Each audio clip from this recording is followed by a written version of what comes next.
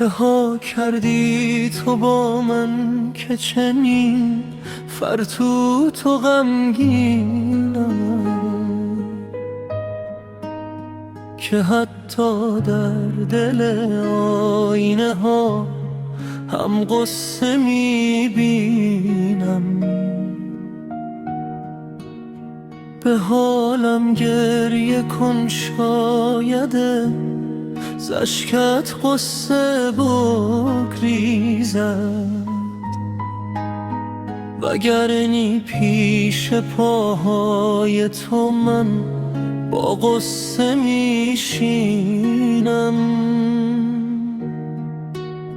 مرا دنیا به جان آورده است و بعد از این حتی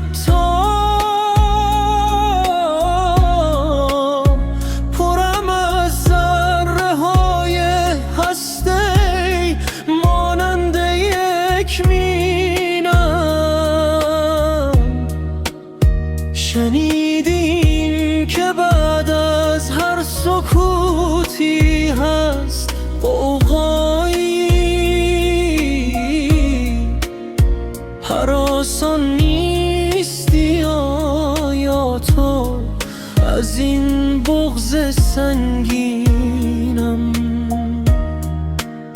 سکوتم را شنیدی و خیالت را نیاوردی،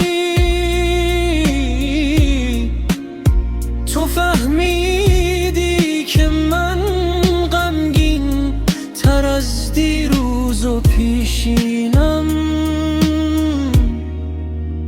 نمیدانم چرا با من چنین کردی که بعد از تو